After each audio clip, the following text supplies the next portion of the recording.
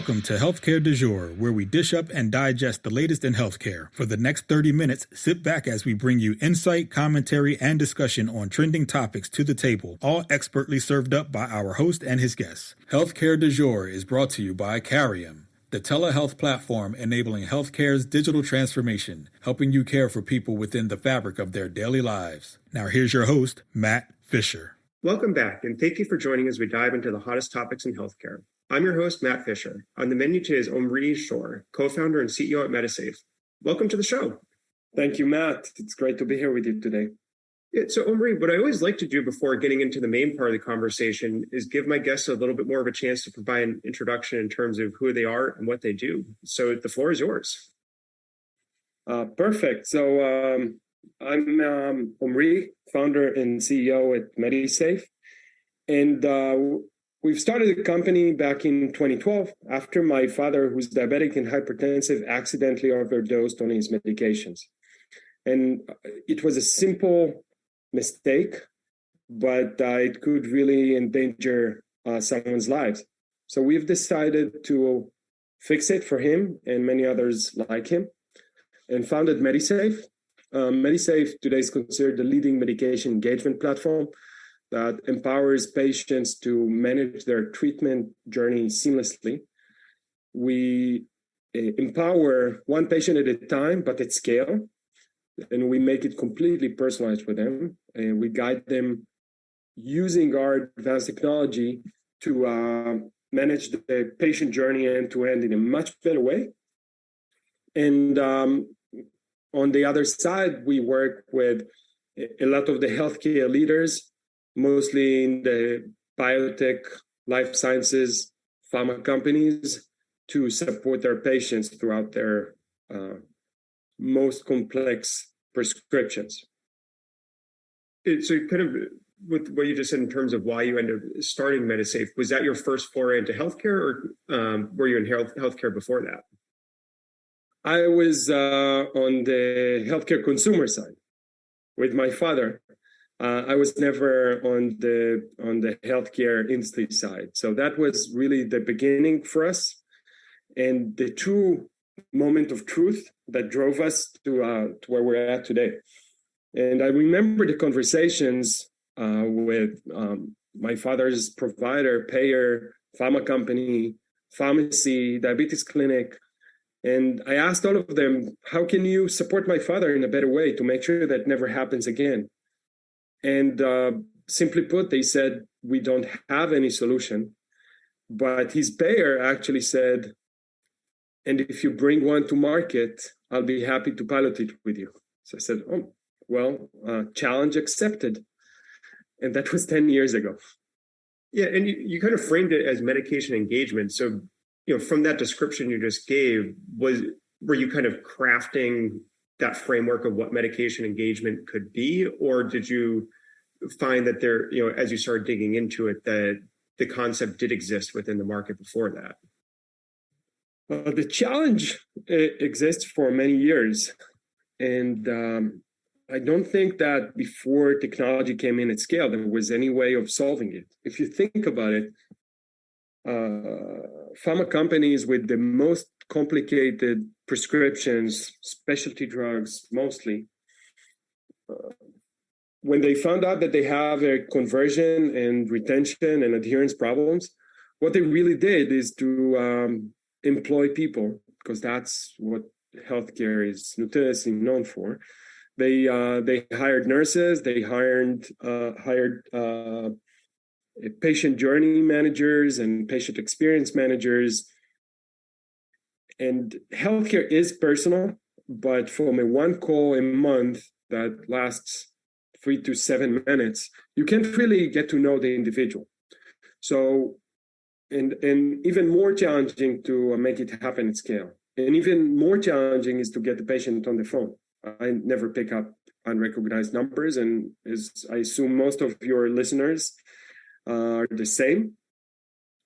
So we try to create a digital solution that will support patients throughout the journey. And we'll do it in a personalized way because we engage with the patients 2 or 3 times a day, as opposed to a nurse that will call him once a month or once every 3 months or once a year to support them in the renewal of the prescription.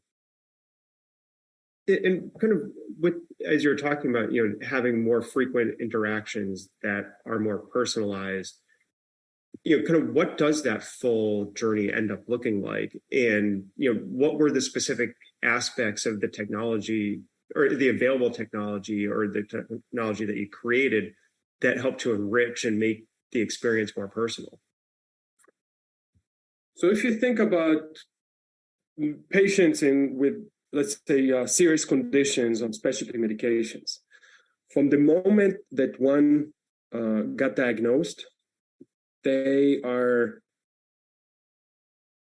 challenged. They need to learn more about their condition. They are prescribed with the medication. They ask questions. What is biologic treatment? Is it good for me? What are the potential side effects? What are other patients on the same therapy? How do they feel about it? Did it help them? And for how long will I need to take it?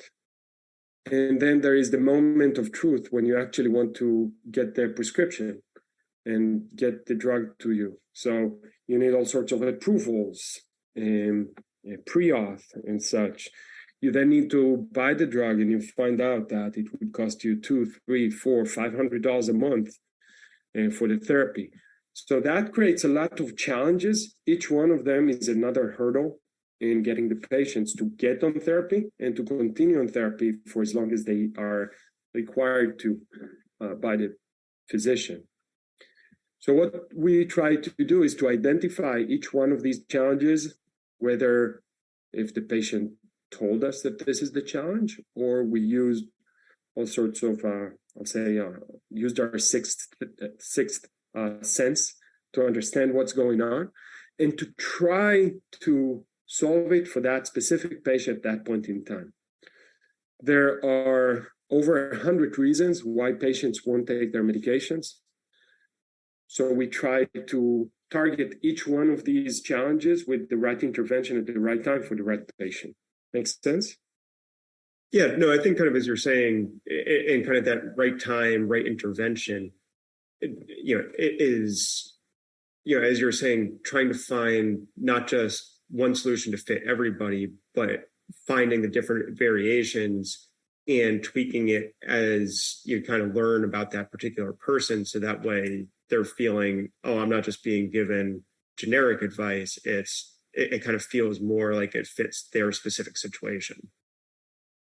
That is a very great description. So kind of, what were some of the challenges in trying to figure out all those variations? Because one, I'm sure you haven't figured all of them out yet because you're probably still learning even, the 10 plus years in at this point. But it's, kind of how do you help provide those different guideposts or different interactions to drive a better experience for patients? So it starts typically from the specific therapy and understanding what is a typical patient journey for a patient on this therapy. Does it have any pre-auth, any specific challenges that we need to talk about, maybe side effects that we want to put on the table? And I can give examples to all of these. And what are the right interventions for these? So it starts with some human work and a lot of thinking and whiteboarding.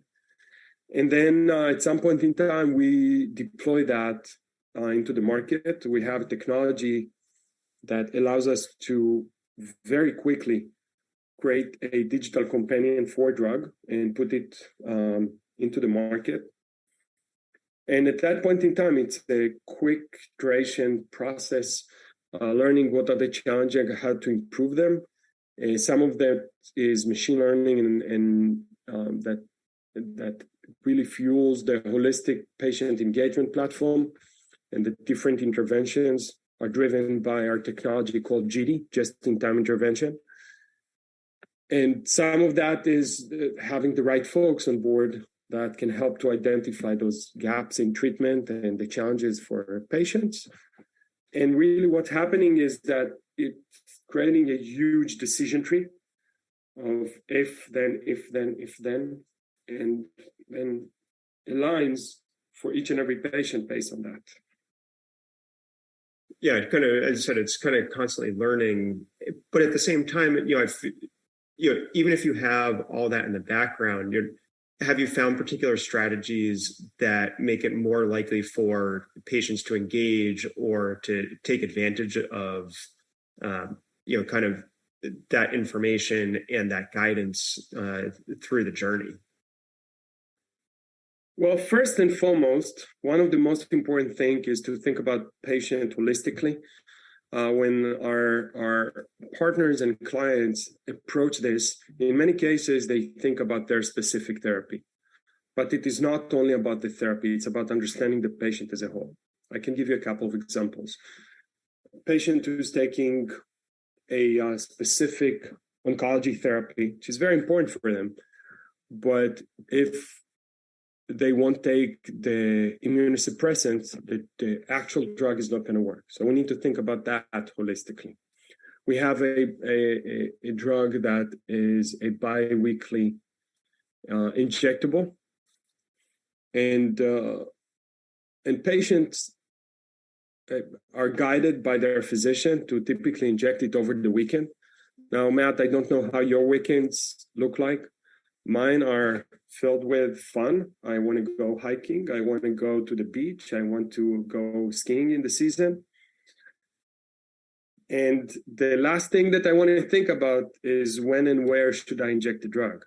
So we found, based on data, that if we suggest to patients to inject it on Tuesdays and Fridays, and depending on which persona that is, we'll see about 10% more likelihood for the patient to inject the drug.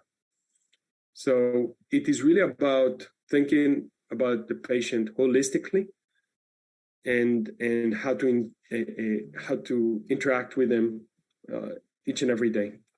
So that's the game. Basic strategy is reminders. The good thing about reminders, it opens the door for us to have a conversation with the patient on a nearly daily basis. If you do it correctly, and how many reminders, and what's the tone in the reminder.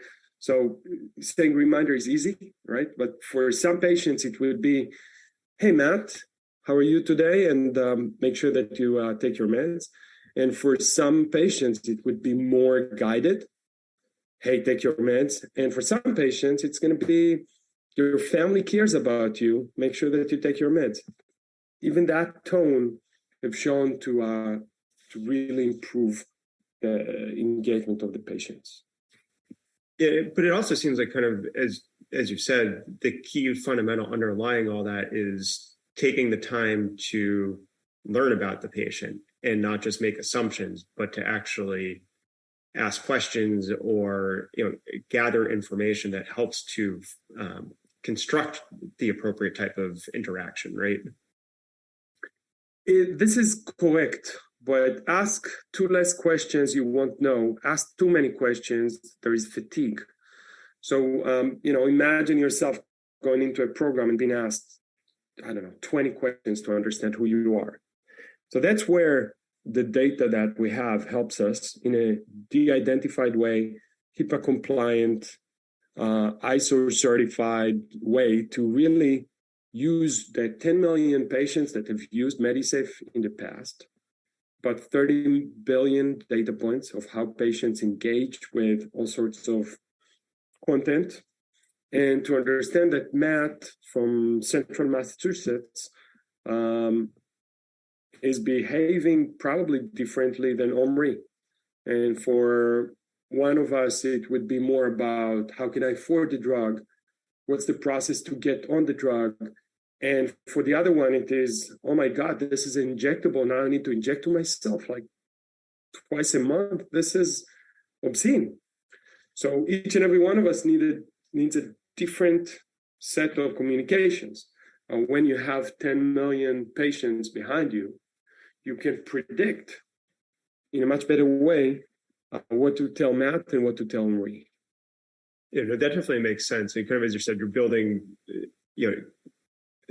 baseline personas that you can then create more specific interactions off of. And for those of you just joining, I'm talking with Omri Shor of Medisafe. We've been talking about patient engagement and medication engagement for individuals. And Omri, we've been talking a lot about that patient side of it. Is there also work to be done for the clinicians and the care team to get them to better understand what's happening with the patient and how to effectively I think create a collaborative environment so you can drive the outcomes that we've been talking about so far? Yeah, so it's a great question. Clinicians are personally invested in the medication management. They prescribe the med for the patient to take their medications correctly and come healthier on the other side. Roughly 30% of the medications are never picked up from the pharmacy. And for serious medications, it goes up to 40%. So how do we drive better healthcare and better health for the specific patients when they won't take their medication? So they care a lot about that. There will be a big impact if patients will not be able to take them. So by implementing patient engagement solutions that supports the treatment journey, we can help and reduce these concerns. Same goes for patients, right? They have their own concerns about the drug, about the personal challenges, and how do I go and pass these challenges and become healthier on the other side. So there is an area of intersecting interest to get healthier. Now you just need to go through the challenges. So how do you have a particular strategy, or do you work with helping to get the clinicians to understand those barriers so maybe they can, find out where they exist with patients, or, how do you help create that alignment? We do have on our technology a provider-facing experience as well, called Medisafe Providers.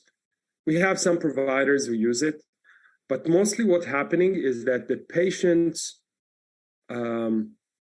provider will tell patients it's important for them to take their medications. We are aware of many of them recommending Medisafe to their patients specifically. And then in many cases, patients have the ability to send their report out to the provider if they want to, or show it on their mobile device when they enter the physician's office. Medisafe also is allowing patients to create their patient diary. It's a very important tool for providers to understand what's happening with the patient at every point in time. I remember I was a kid, the first patient diary, it said on the kitchen table, and my father used to fill that as a diabetic patient, how his glucose levels went up and down, when did he take his meds, and so on and so forth. And no physician could actually understand the handwriting behind it. So we make it far easier with Medisafe to do that, to track your biometrics, to understand patient-reported outcomes and how the medications are actually impacting one's body.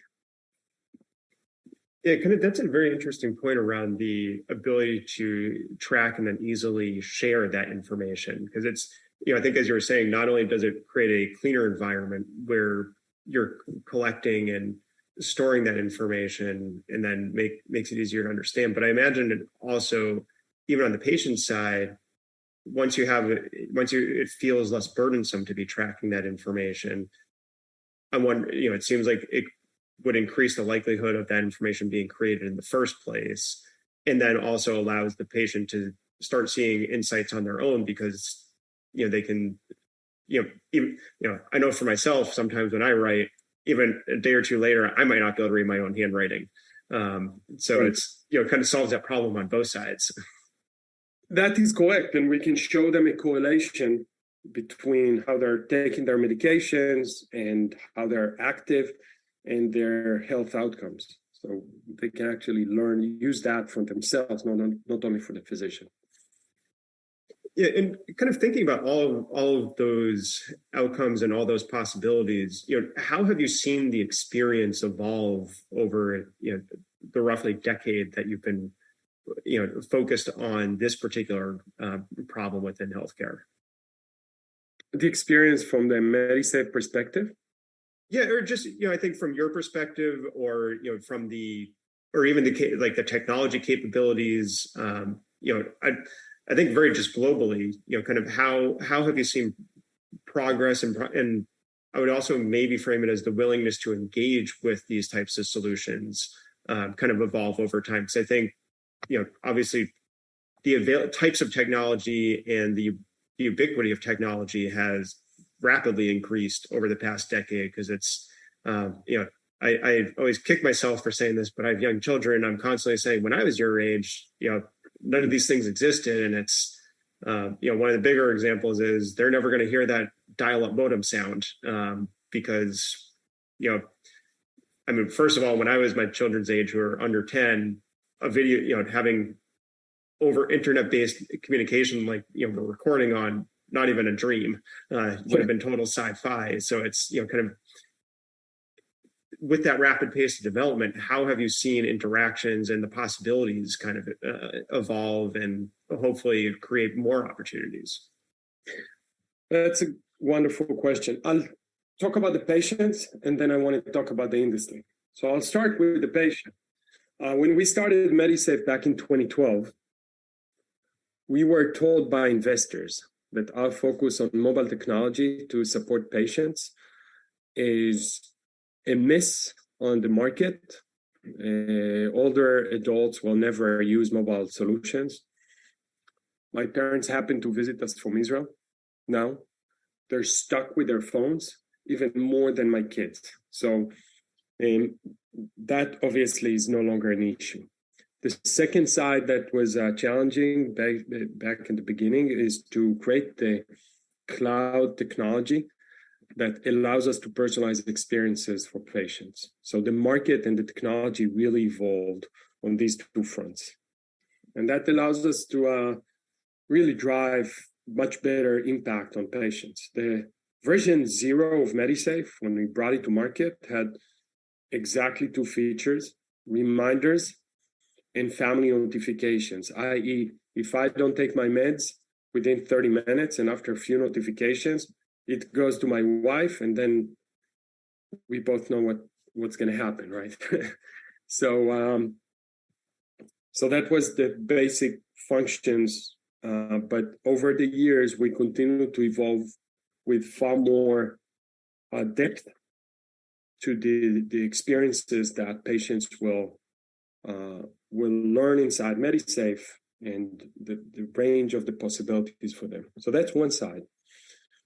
I think that the other side is the industry. So again, when we started a company 10 years ago, going to a pharma company and talking about patient engagement, talking about patient journeys, that was a nice conversation. You could typically have it only with a director of innovation in a pharma company or a life sciences company. And everyone else were focused on other areas of the business. Today, you can have the same conversation with the CEO, and he will tell you that it is extremely strategic for them to figure out how to engage with patients in a personalized way and improve the patient experience.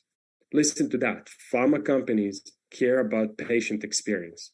This was far from the narrative 10 years ago. So I think that what we have seen is a change in the technology that enables people to use our solution. It's a change in how folks adopt that into their daily lives.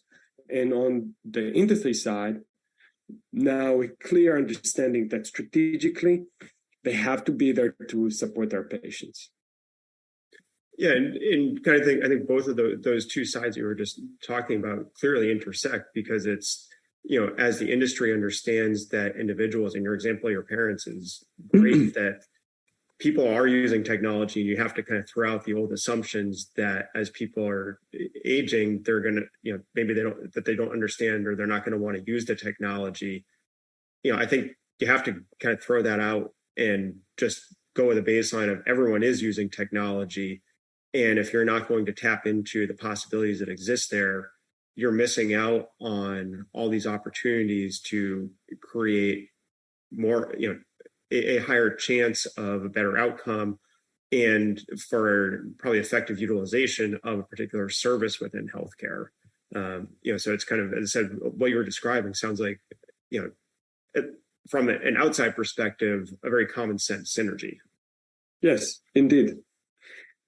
I want to give you examples from other industries.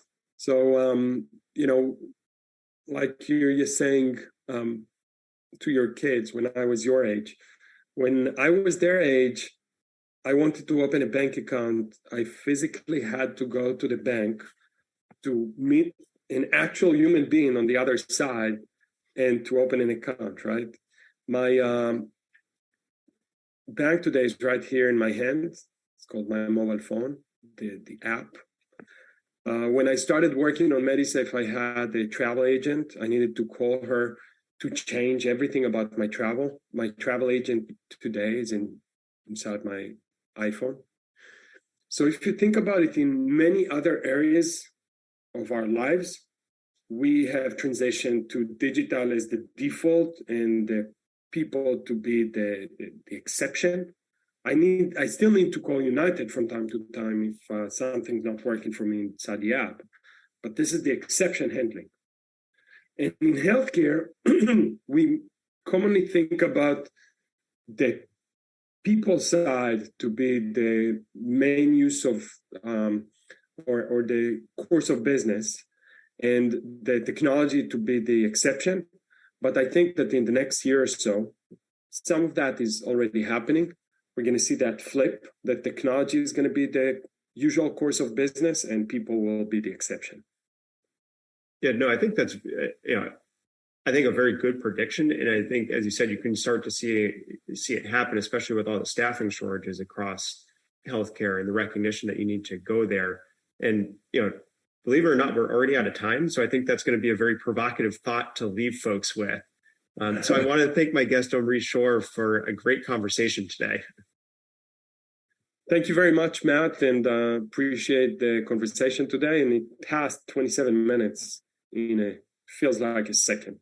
So thank you. Yes, no, it always does. And thank you to everyone listening. Keep the dialogue going and connect with me at #HCDEJURE. I'm Matt Fisher. Until next time.